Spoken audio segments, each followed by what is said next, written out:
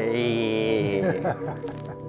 Yeah, man. Hey, Nice. Tim. What's up? Man, okay, so this is Tim Aven of the band LANCO. And we met years ago. Yeah. At an award show. Yeah. Yeah, the CMT Awards. And I can't remember what I played. I can't either. I have no idea. I think I played steel. I think there Really? there was like steel on the track. So you guys were playing the CMTs and with your hit song, and I was MD in the show, and there was like one part that wasn't being covered, and I played it. But neither one of us, in true Nashville style, Yes. neither one of us remember that award show. But that's how they go, met. man. Yeah. Yes. And it was briefly. a younger you and a younger me. Yeah. Right. Now here we are. Now here we are. However long later. Yeah, right. So it's interesting because we kind of have parallel lives. You know, both moved to Nashville. Yep. How old were you when you moved to town? Man, I think I was 22. Yeah. 22, and I'm 30 now. Okay. From St. Louis. St. Louis, I went to school at Mizzou, and then after college, I did the kind of, I'm not going to get old and say I didn't try type of thing. So I moved down here and just started going for it, you know? So what was the whole journey like? Like, where'd you jump in? How'd you pay bills? Dude, well, I got down here, and before Nashville, I was doing software work. I went to school for software stuff, tech stuff. So you actually have a skill. Barely, all right? But I somehow was scraping by with that. I was doing like contract work, because you could do that remote, you know? So I could work during the day whenever I wanted, as long as I got the project done, and then try and play at night. And I got down here, man, and I didn't come up in college playing any of the I played music, but just with my little duo band. I didn't play any cover music. So I landed here and very quickly found out, like a lot of people do, everybody is way better than I am. And I don't know any of these cover tunes that people are asking me to play. Man, and isn't that it? I mean, like, Nashville is, it is the deep end of the talent pool, man. Yeah, it is. But I always say to new people, man, that either encourages you or discourages you. Right? You either go home and practice or you go home. Those first X amount of years, the first like 3 years in town, just little gigs here and there, barely making it happen. And then I was doing coding work at home to really pay my bills because I wasn't getting enough gigs, you know? So I got here, and like, I'm so jealous of these kids that have like gone to school here and grew up like playing and in around it, because they've already come out at that 22 age and can already do a bunch of that. Whereas I had never even played Folsom Prison, right? I came here and had to learn like, and none of that, man. So, and I still, I just hold on and send it. But so that's kind of, I did it for years, slowly got more gigs, slowly got a little bit better. I was practicing all the time, then I did the cover band thing for a long time. Traveled a lot of, I call it like traveling Broadway, right? Cover sets out of town, just like you see on Broadway. I did that for like 3 or 4 years, and then I just kind of up and left that gig being like, man, if I don't leave now, I'll wake up 4 more years from now and still be playing the same gig, you know? And then I played on Broadway for a little while. I started playing with a couple artists, but smaller names. I played with a guy named Hayden Kaufman, and then I got a call from LANCO, and now I'm here. Yeah. So how'd they find you? It's a good story, man. They have, I'm the only non-founding member of the band. I'm a member, but the only non-founding, and their guitar player had decided to leave, and they found me on TikTok. Man, and not like a lot of followers. I've got like 4,000 followers on TikTok, especially at the time. And they were looking for somebody, and they didn't want to just hire another guy that was just going to stand up there and hold the guitar, right? I just got cold DM from the singer too, which when you're in here in Nashville from Brandon, you know that is not how you get auditions with gigs. The singer does not send you a message saying, "Hey man, are you interested?" And you know.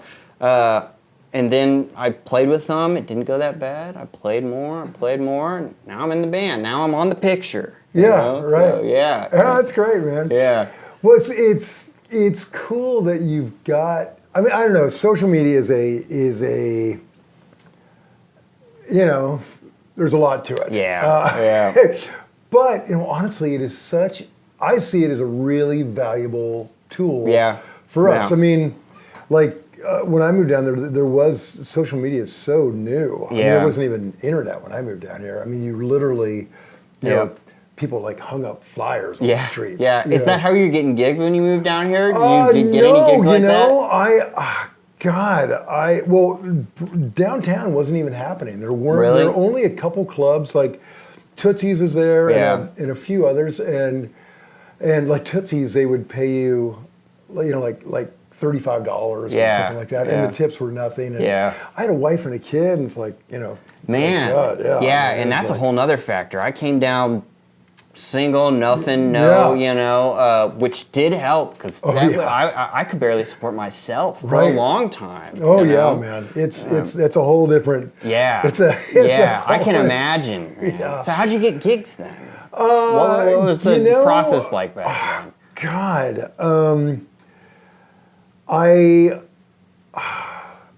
I guess I knew one person. I knew a writer from my hometown named Costas, who is a hugely successful writer. Costas Lazaretti, but he wrote a ton of like Dwight Yoakam hits and just a ton of Patti Loveless hits.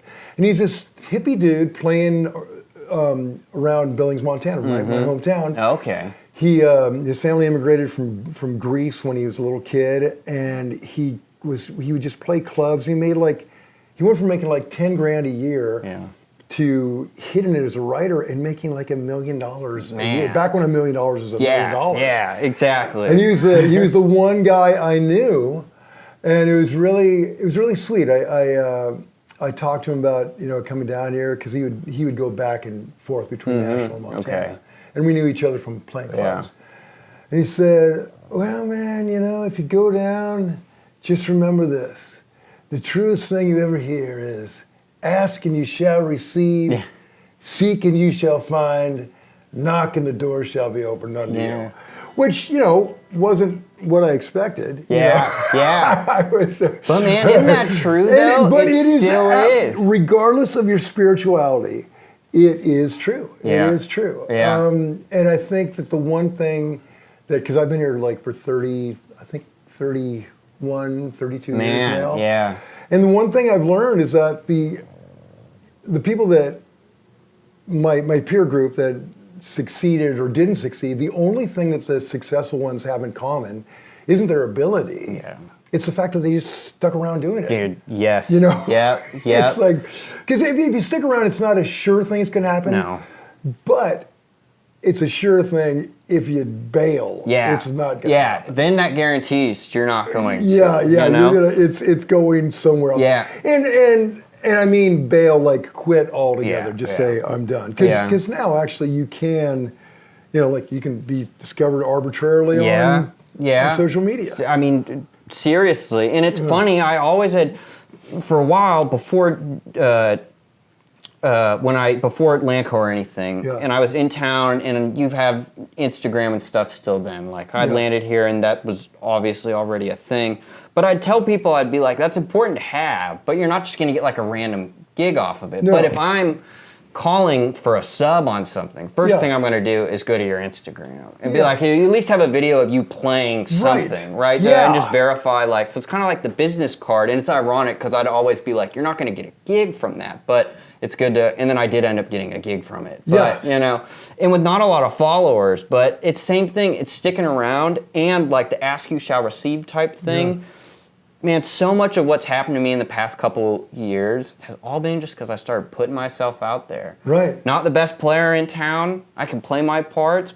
Good you sound fabulous, my friend. Hey, there's a lot of cats in town though that sound really great. You included, but it's just like that asking you shall receive type thing, right? Of like, and being confident enough to like just put yourself out there. which has really made a whole difference for me. Just these past couple of years, it really has. Yeah, we all know these amazing players who can't, like, get out of their room. Yeah, you know? yeah. And, Seriously. and that's great. I mean, and if that is their whole journey, just like feed your own soul. Yeah.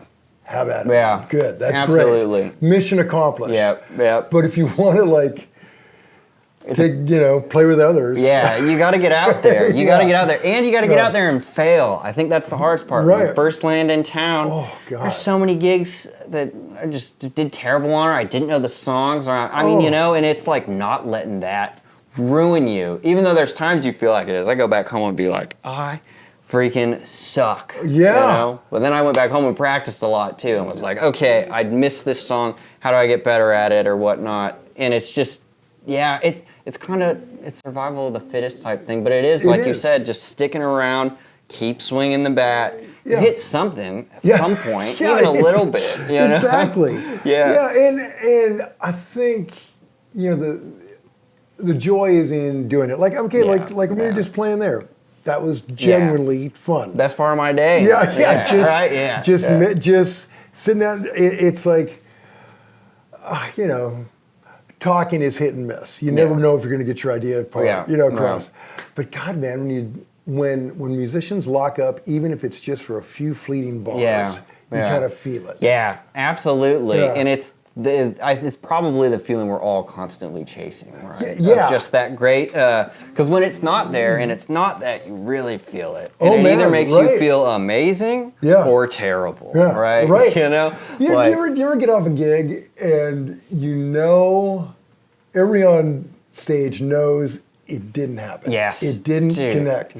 But people will come like, God, that was great. Yes, dude. And there's so many versions of that. We were just playing not that long ago, and we're flying. I had a backline amp, whatever. And I'm up there playing, and I'm like, this tone is it's terrible. And there's nothing I could do about it at that point. You're just playing, and it's not what I'm going for. And then I feel like I'm playing bad because I really want it to sound good, to dig in, to feel it, to get to that place. And then, you get done, and the other guy, the band before, was watching or something. I'm like, dude, your tone is amazing. I'm like, really? Tonight's the night that you think, and it's just, but that's how, same thing, I've played terrible, and people come up, and but that's also because a lot of times, you're not playing to, I always relate this a little bit. Sorry, Mom, for saying this. But, you're everywhere, especially not in Nashville, you're playing to people like my mom or someone that doesn't know that I missed this one thing or hit that. And that's where some of that confidence and just keeping going. Because when you're brand new and you haven't done it a bunch, you got to learn, to push through that and not let that hang you up because you just hit a little sour note or something or whatever, or you miss something. Because it's easy to get in your head, and most of it's probably just a mental game, right? Of getting in that mental space. Entirely. Yeah, and one little derailment, and we've all, I know you've been there. Everybody that has done it, I was just there seconds ago when we played that thing. Yeah, right? Well, at some point I hit a wrong note and I just kept going. I said, whatever, maybe I should have flatted that third. Yeah, right. But you're the only one that knows, That and then, I guess, other guitar players, which here it's going to be other guitar players. Yeah, right. But yeah, man, it's funny how just how that goes. It's really a factor, and So when you came here, I bet not only have you gone through this whole, your own personal evolution. I bet your gear has gone through a major evolution. It definitely has, but not even as much as some guys or gals, right? And we can see that, I think, by looking at these two right here. The difference between, this is way above my pay grade, man. There's so much stuff on there that now sounds great. I don't even know what I'm doing. Well, you made it. You made it sound good. But it's really slowly. Check this out. I got here and I bought a Strat, like a 2003 American Strat in 2010. And that was the only electric guitar I had until 2020.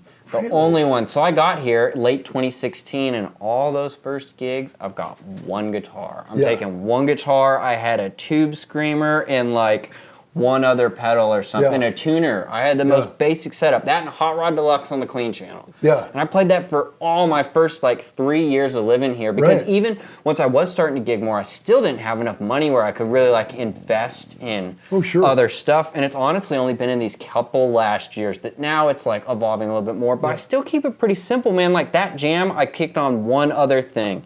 And otherwise, I mean, I keep it simple. Same thing with LANCO. I've got a delay and an extra reverb on there, and those are the only two things besides boosted solo tone that I use. I mean, so it definitely has evolved, though. I got into playing the PRS guitars and then working with PRS and stuff, and that's been great and has added stuff. But I still keep it somewhat minimal compared to some people. Oh, yeah. Right? Yeah. I was always not a huge knob twister. Like all these, I said it when I got them. I barely ever touch them now. They just stay where they're at, pretty much. Oh, yeah. Or I move it back to where it was because it moved in the case. Yeah, I am that way too. I like it minimal, but every now and then, like we did a rig rundown with, who was it? It was the Fearless Flyers the other day. Oh, yeah. And they're getting all these like great ambient tones, you know. Now, granted, their music is very straight ahead. Yeah. But they had like all these, you know, all these colors in their easel.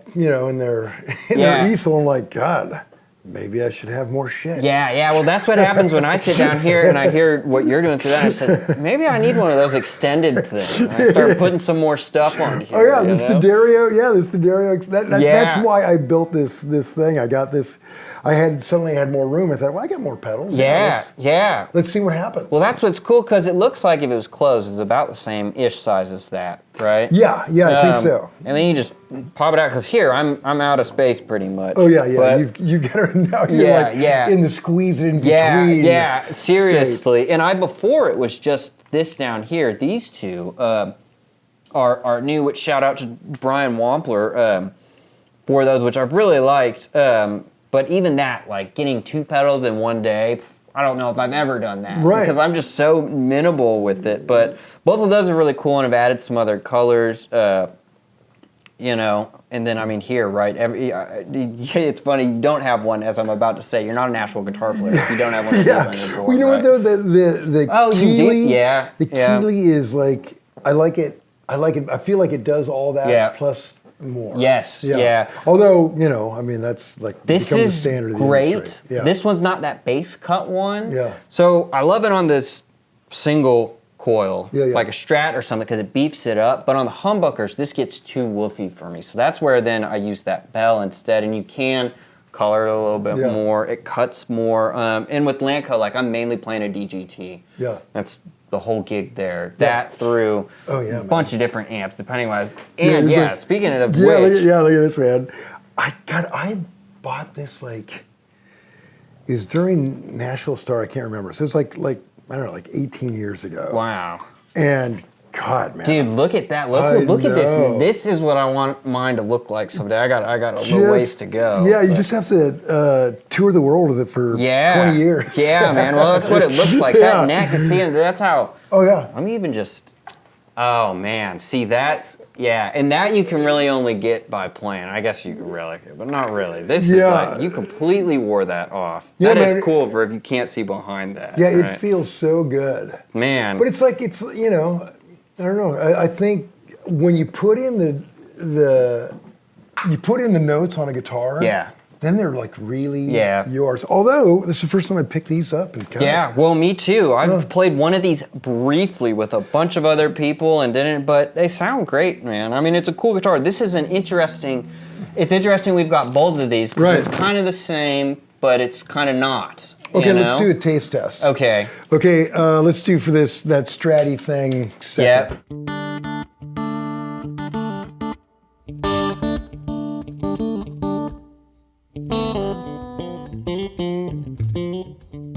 I love that out of phase stuff. They're two different things, but it's in fact here I feel like I could roll the tone back a little bit to match. Yeah. Well, and you're in my old 64 Deluxe, and this is my old 64 Vibro. Yeah, which both sound awesome. That 15 though is pretty deep. Yeah, and that's what definitely with this. I've got one of those, and Yeah, I play it. I that's- just came from a rehearsal playing one of those. I got the rosewood neck one. Yeah, that's what I've seen you playing before. Yeah. And they're great. It's good. It's a good guitar to like bring around town and stuff. Yeah. I use it for the Strat sound a lot. You Yeah. know, they're good. This is cool though. It's weird because it's almost the same thing, but it's not the same thing. Yeah. You know, and it's got I do like that with that. I will flip to this, and it would be a lot noisier for me, right? Whereas these, there's no real hum. The narrow field? Yeah, I don't. Deep dish, narrow field, something. I don't know. Yeah, they sound great. They sound great. Yeah, it's cool. And these are brand new. Yeah. I've never played this. Man, I think so when I came to town, gear there was. I think today is like the golden age of inexpensive gear. Yeah. Like back when, I don't know, when I was a kid, there were like real guitars and then there were toys. Yeah. And there's really nothing in between. Yeah. Now, granted, the dollar was doing very differently, but Yeah. But like, you know, you couldn't find a good alternative for for something like this. And God, these SEs are killer. Look at this, man. And that's what they've done with it, man. Check out this. Yeah. So what is this? Also, I like these stickers you've Oh, got on everything. Yeah, it's an SE1, but I had my old 58 Junior on the road with me. Okay. Yeah. And I was just playing it every night on tour, and suddenly, you know, one day a bandmate said, "Hey man, what are you doing? Those are like, it's like a $12,000 guitar. Why are you?" And I thought, okay, you're right. And so I bought this SE1 for, I don't know, like $250. I mean, just cheap. Yeah. And I brought it out, and front of house is like, yeah, sounds great. Gosh, I can't really tell the difference. Yeah. And so then I changed out the pickups, and I thought, okay, you know, because I didn't really like I want to try a mini. Yeah. So I put a mini in it, and I thought, okay, well, you know, why not really get crazy? Then I put another one in the middle to get that kind of stratty thing, which, you know, it kind of does. And then I put a B-bender in it. And then the B-bender in it, man. And then my daughter just painted it right there. No way. Yeah. That is cool. And once again, that neck on it, man. You played that guitar. Well, this one I really sanded, though. Oh, really? Oh, okay, yeah. Yeah, I sanded that one off. They just, they just feel better. Yeah, you know, Dude, that's how, so like this feels like my the Silver Sky when I got it, right? How they come. Right. And now that I've played it for a little while, it starts getting a little more like pool cue-y, Yeah. right? You know, and it's and I find myself sitting here trying to rub my hand on it even just to start being like, all right, you know. That's exactly. And this is the long-term goal right now. That takes a lot of doing that. That's a lot of grease. Yeah. Mine does not look like that. Mine's just starting to get like some chips and some dings and stuff, and I want it to look like that, but you gotta earn it, right? You know, you gotta, or you could buy it. Well, you can't buy these relics, which you know. Yeah. Oh yeah. Relic. Yeah. Just play that thing. Yeah. That's a. I mean, yeah. So how many guitars are you carrying on the road with you? So depends on if we're in bus or fly date. Fly date, I keep it really simple. Yeah. So just two guitars. I got one of those Enki, I don't know how to say it, cases. 2-in-1. Yeah, 2-in-1. I put it under the plane, and I bring that DGT most of the time. Sometimes I'll bring out the Silver Sky or a Telly or something just to switch it up. But it's really DGT. And then I've got a CE, which was the first PRS I bought. And I use that we play two tunes in open E, you know? And I'd never played open E till I started playing with LANCO. I played some slide, not great slide, a lot of more ambient padded stuff. Yeah. But I had to learn how to play open E with that. So the CE is good for that just because it's got those 85-15 pickups, a little bit more modern sounding. They're not my favorite for the other type of stuff I like to play, but for that, I'm kicking on more drive, and it's that like sustainy slide thing. That works really well. So flight 8, just 2. Now if we're out with the bus and I'm carrying all my own stuff, normally bring 4 of them, which is about all I have. There's only one extra one at home. I got 5. But I'll bring out the CE for opening, I'll bring out the DGT, and then between the Strat and the Tele, there's a couple songs where, okay, the Tele would sound good on this. And there I could just paint a little bit more and say, okay, this one's got that out of phrase Strat thing going on, right? You know, so I love to do that, but this summer has been the flying. So I just keep it simple. Two. And that's the thing about fly dates, man. It's backline amps every time, so you never.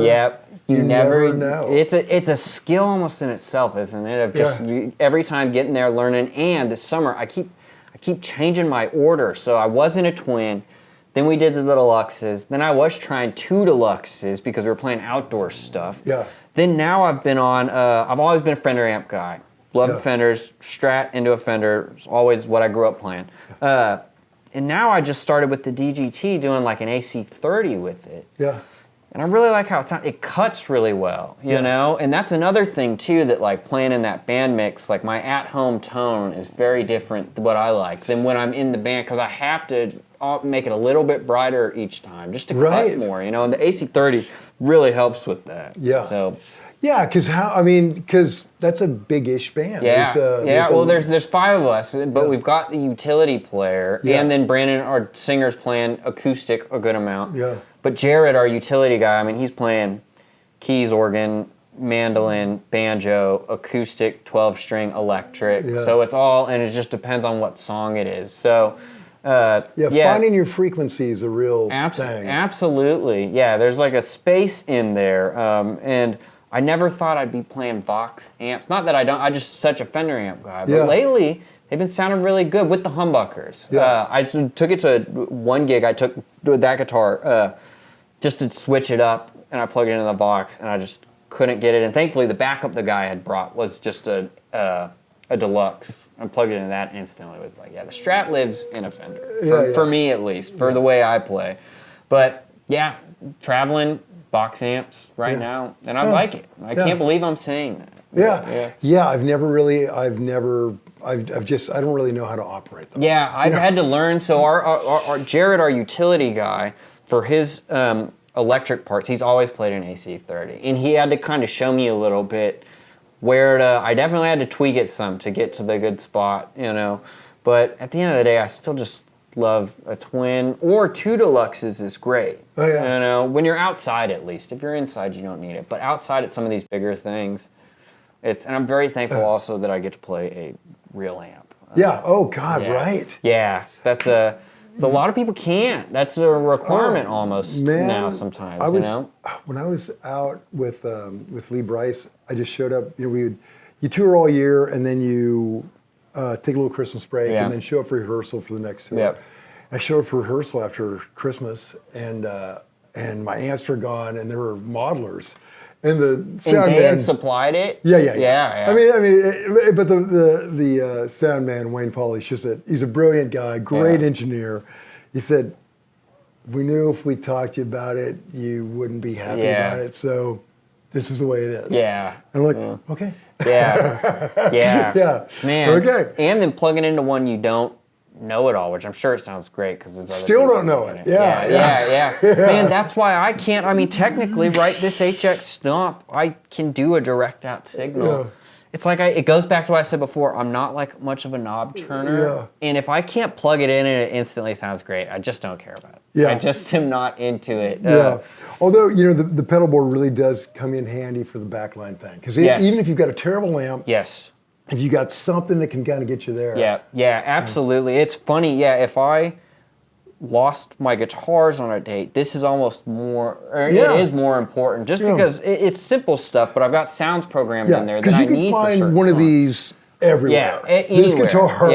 This guitar is everywhere in the world right now. Which is a beauty about it. I thought I'd read a statistic like a year or two ago that was like the best-selling guitar of the year or something, you know? Which is crazy. But it goes back to what you were saying, too. The like level of performance they've been able to achieve at the price point is, I mean, it's hard to, I mean, this feels great, and it's not as many other companies overseas made guitars are as consistently good feeling. I picked up a great Mexican Tele, and I picked up a terrible one. I haven't picked up a bunch of these that I've ever felt like's a dud. You know? Kind of just does its thing. And this new one's cool. I mean, this is the first time really playing it. Like I said, I strummed some chords and played a little bit before, but... Yeah, I took that to a club date the other day because they sent them here for a video, and I thought, yeah, let's see what it does. And God, it was great. Where were you playing at with it? One of those dives downtown, Layla's, or... I don't know. One of those terrible venues. Yeah. Terrible, but still fun to do. Yeah. Right? You know? Okay, here's what I love about terrible venues. When the expectations are low, then... It's only up from there. Yeah, it's only up from there. And, when... Okay, for instance, like we were doing a rig run on Bonamassa. It's like, hey, John, man, go play come play my rig. And it's he's one of the greatest guitar players in the world. Yeah. And he just slays, and his rig is one of the greatest, most coveted rigs in the world. Yeah. I'm like, how do I don't even want to pick it up. Yeah. Now. I mean, I had to. Yeah, well, you can't not. I think I would feel the same way. I'm like, God, do I have to? Yeah. Low expectations. Yeah. That's what I like. Yeah. Under promise, over deliver. Yeah, right? hopefully. Hopefully, exactly. That's my motto with some gigs and stuff too. You know, right. I show up and just, especially now, I just came from rehearsal for a cover set, Old Red, in a week or two. And I've been so out of playing covers for a little while now that it's all these songs that a bunch of cats downtown would all know off the bat, know every part. Yeah. I had to really work. I had to sit down and I was like, I got to learn. I used to do that, but I hadn't sat and had to learn 30, 40 songs in a minute, so it's a whole different thing. It's not my main bag thing I'm best at, but I can figure it out. But hey, man, it's really commendable that you're doing it, because that, those kind of torturous gigs like that are just good for us. Yes, man. I always say this. You don't get any worse. Right? Yeah. You don't get any worse doing that, man. And it stretches your chops. I get, because LANCO right now, and we'll change stuff up, but I'm locked in. I know that set like the back of my hand. And there, obviously, I need to. I'm up there to perform and put on a good show. I'm not just standing reading a chart. You're an entertainer at the end of the day. But it's great to then go back to some of these other songs that are not even that hard, but then being like, okay, and remembering so many of them, and it's great for your chops. Yeah, and it's kind of our Sudoku, just makes our minds work. It really does, especially when you're up there. It's 4 hours long. You're playing a lot of songs, plenty of the time. It's a song I haven't played because someone requested, the singer can do it. Okay, kinda, chicken picking thing, 1, 4, 5, and whatever. Here we go, 1, 2, 3. All right, you just hold on for dear life, right? But, and when it works, it's so. When it works, it's great. When it doesn't, it doesn't.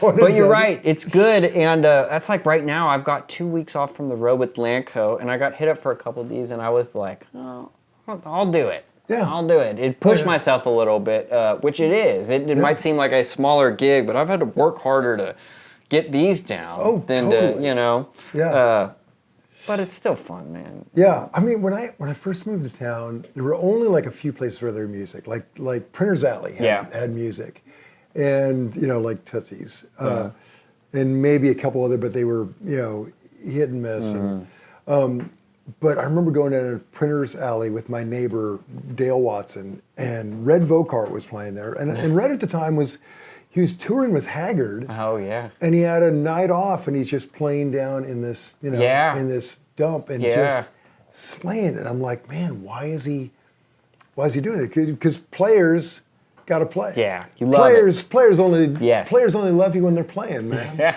I mean, it's true though, isn't it, man? Like I could, my worst case scenario is that I'm however old here, an old man, and I'm still going out at least once or twice a week and playing cover tunes. I would still be so happy doing it, but I can't not. Like the time off here, if I have too much time off and I'm not playing at all, it makes me anxious, and I love doing it. All the other guys in LANCO are definitely more writers. I'm the only one I think that's always like, I need to play, whereas they're always, I need to write. They're writing a lot. Which has been an interesting intersection than bringing me in where I'm like more from the player background. They're all more from the writer background. And they're great at what they do, but I think that's what makes it unique too.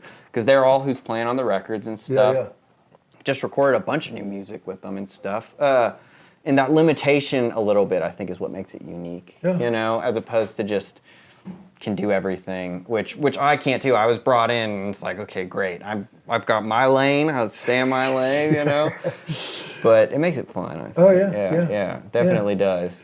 Yeah, absolutely. Yeah, dude. Hey man, okay, so when we came in, just for y'all watching, we were just messing around some chords and that happened. But let's try it again. Let's try and make up some... Okay, you want to do the same thing or something different? No, something different. Okay. Just lay down some shit. Let's just see what happens. Okay, what if we do?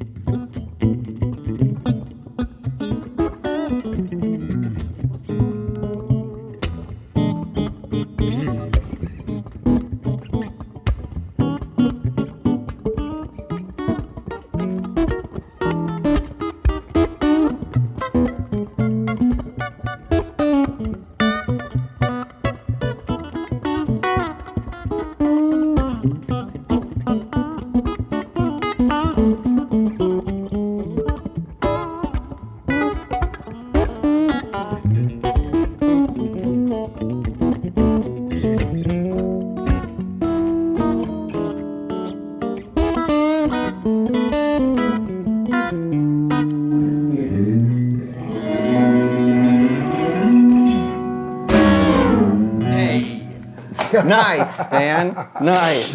Man, you know, some people never play it the same way twice. I don't play it the same way once. Yeah, man, I can't.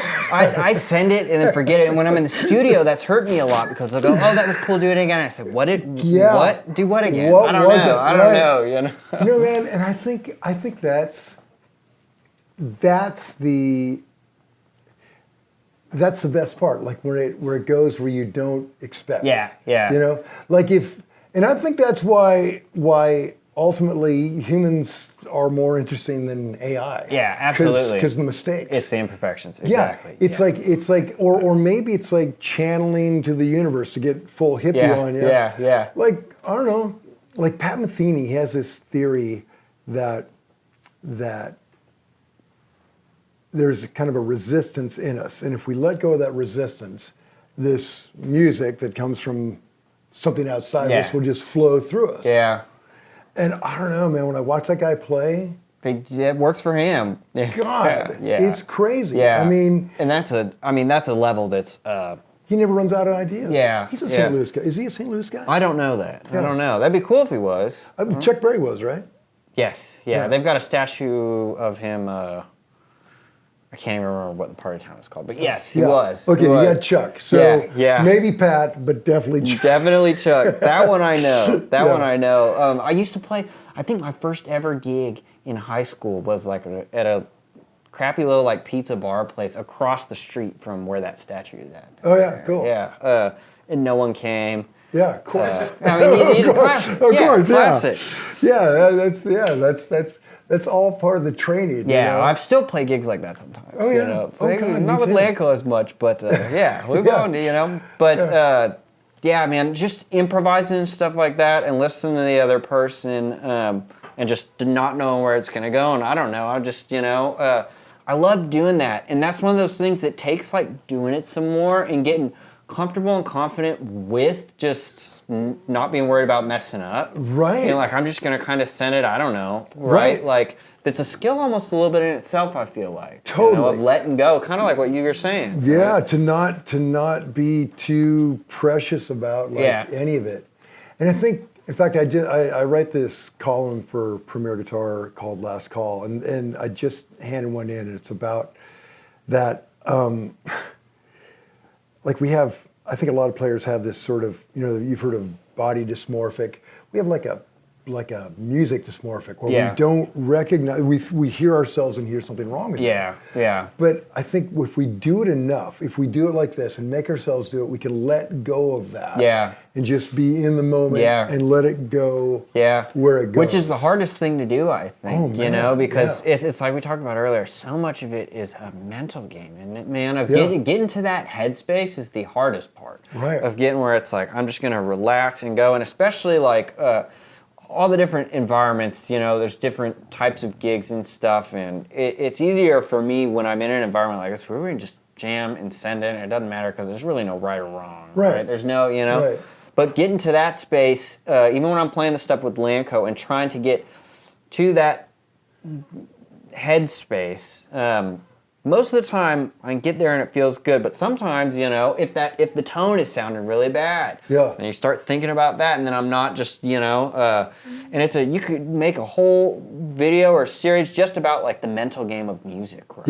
About how much that affects it. And I think that's the trick. I think it's like. The only solution is to just let go. Yeah, it's the hardest thing to do. It sounds so easy, doesn't it? It sounds so easy. To just play whatever. But there's players that definitely do it. Okay, so Tim, what got you into guitar? Man, so I did the thing like 10 years old. Took lessons for like a month. He tried to teach me like Crazy Train or something, which I wasn't listening to at the time anyways, and then didn't pick it up. And then by Nashville standards... Sounds like a cool teacher. He was cool. Yeah. At the time, I remember he had long hair and pulled up, and I think he had a 335. I didn't even know what that was at the time. Sure. And he just played unplugged at my house. But I didn't care about it. You've got to want it to, So by Nashville standards, I was like a late bloomer. I didn't start playing till 15. And I'll tell you the story of how I started playing. I was sitting at my buddy's house, who's still a great friend today, Thomas Heaney, and he was a guitar player, or could play guitar, you know, when we were 15. And he was playing, back when that Jason Mraz song was on the radio, I'm Yours. Yeah. Oh, yeah. I can't even remember how to play it now. But I remember hearing that and being like, that's cool, that's on the radio right now. Show me how to play that. So he showed me, and that night I went home, and it just so happened my grandpa was in town, and we dug out that old guitar that I got when I was 10. He helped me get it fixed up, and then I think the first riff that I had sat down and tried to do on tabs after that was a...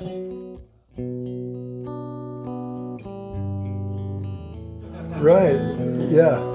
That he showed me how to read tabs and do that thing. Your grandfather. Yeah, my grandfather. That's my grandfather's the only other musician in the family. A trumpet player. He can sing. My grandmother was the only other musician. Oh, really? Yeah. And she was a trumpet player. Really? No way. Okay. Yeah. So grandfather's a trumpet player, and then he plays some bass. He plays guitar. He's a great piano player, great singer too. He won't sing for you, but he's a great singer. Yeah.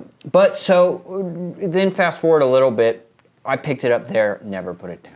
Never put it down. I started playing a ton, and the music that got me into it is that same buddy that was playing I'm Yours, because that wasn't, I just thought it was cool, it was on the radio, but that wasn't what I was trying to play. And it is a cool song. It's cool, it's great, but he gave me a burnt CD that had Jack Johnson, Dave Matthews Band, and then John Mayer on it, and a bunch of like the live John Mayer stuff, and that's where, for me, all day long, that was like I feel like, honestly, a lot of people my age, right? I came up and that was my first introduction to like, this is guitar, you know, not just Your Body is a Wonderland, but some of the Try stuff. Totally, man. John Mayer is like your generation's Clapton. I mean, he really... I mean, you're holding this guitar now, right? You know, it's a giant, and it no doubt is, and through that, then I learned, oh, Gravity is a little like Wonderful Tonight. That's a Clapton song, right? You know, that's out of that same kind of box. Or, he's covering,